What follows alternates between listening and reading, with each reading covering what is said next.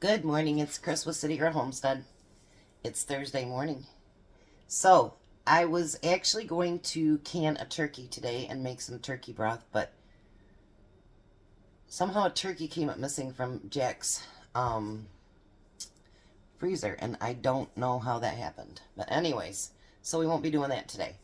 So, I've been talking about I want to do more pantry pull meals and stuff like that because I really do think it's important that we build a pantry, and I really do think it's important that we use from that pantry.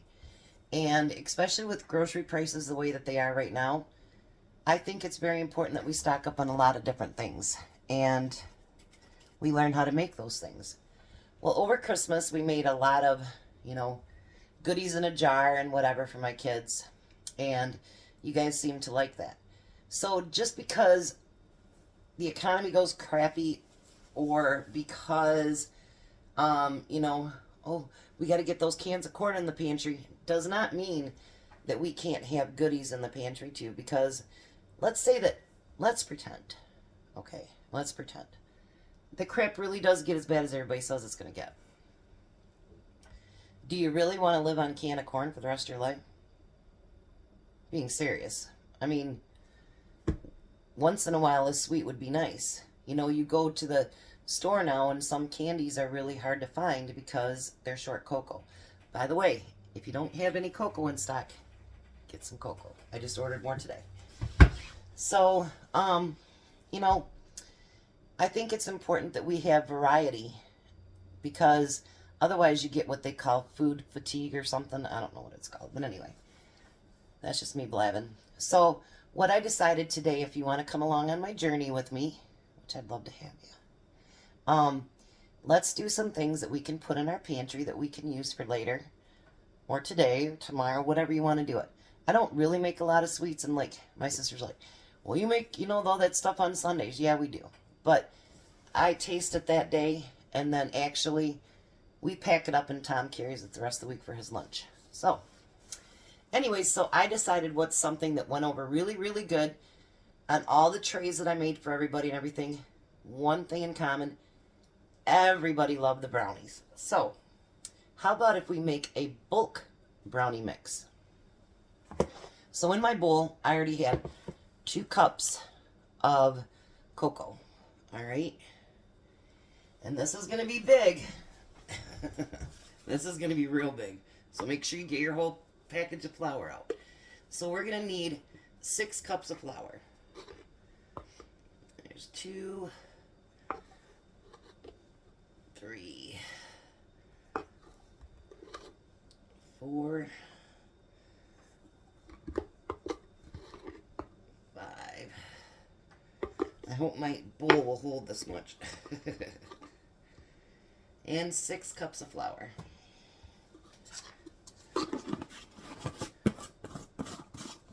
Alrighty. And then we need 8 cups. Oh, this thing is heavy. Oh, this thing is so heavy. 8 cups of sugar. 1, 2, 3, 4, 5, 6, 7, and ta-da, 8. And it fits. Amazing. Alright, so now we need 8 cups of sugar. We need a tablespoon of salt. I am coughing less. I'm going to be taking my 3rd medicine today. And I slept actually from midnight until 4 o'clock this morning, and I didn't wake up because I couldn't breathe. Oh, it was so nice. So it's starting to clear up, guys. Feeling a whole lot better. All right, and then we need a tablespoon of baking powder. A tablespoon and a half, I should say. All right. Now, you're going to mix it all together.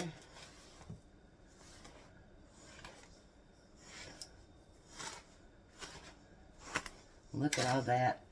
Anything that turns to chocolate's got to be good. Heck yeah. Look at that.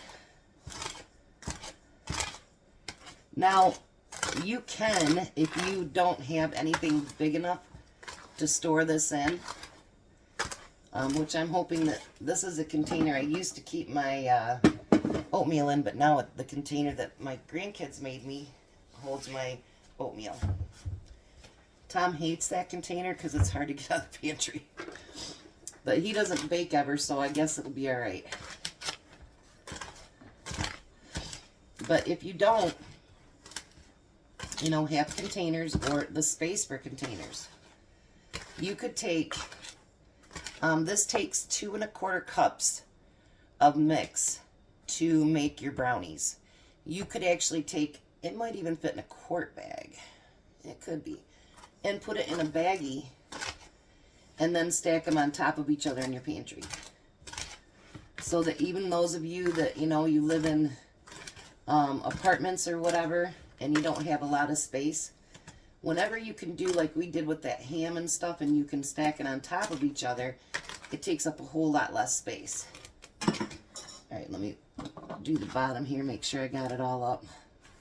Because you want to make sure this is all combined really, really well.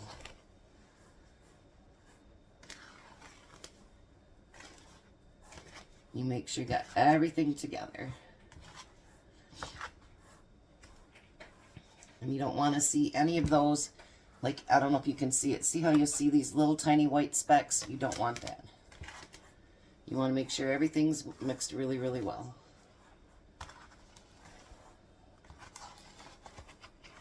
And if any of you see on my page, Carmen, it's C, she just had her baby, December 22nd. You guys wish her congratulations if you would.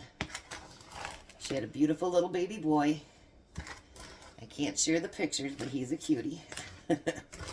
So if you see her name is just C, and I'll say anything to her. I'll say Carmen, so you guys know who it is. Congratulate her on her new baby. So, I love new babies.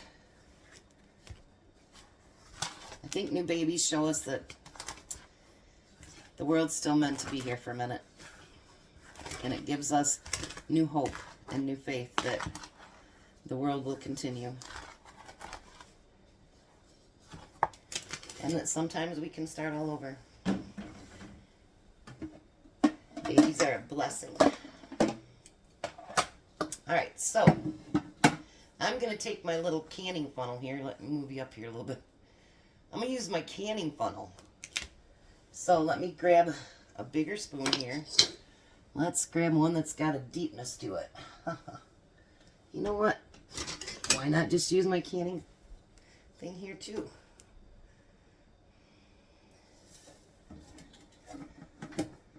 And we're just going to keep piping it into the bag, or to the jar here.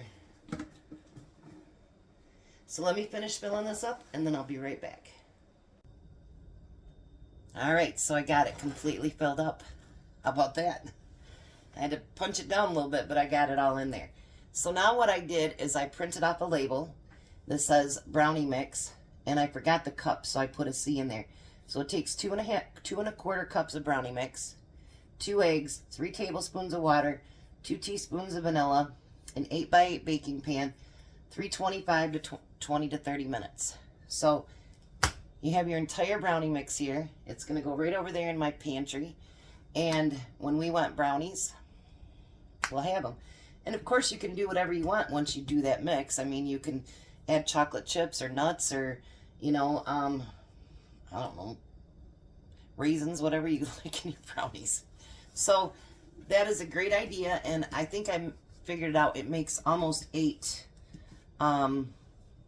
batches of brownie mix. So that's quite a few, actually. That's almost enough. Well, that is probably enough for a whole year. And you want to keep it in an airtight container, you know. You could put an oxygen absorber in there, but I wouldn't suggest it because they have sugar in there. And so that's not a good idea. So there we have bulk brownie mix. No more worrying about, oh my gosh, the store doesn't have it, or I can't get to the store. You got it right here. So we'll continue on to other adventures today. I got to clean up my area and do up dishes, so I got my big bowl again. So this will be the end of this video, but there's going to be more today.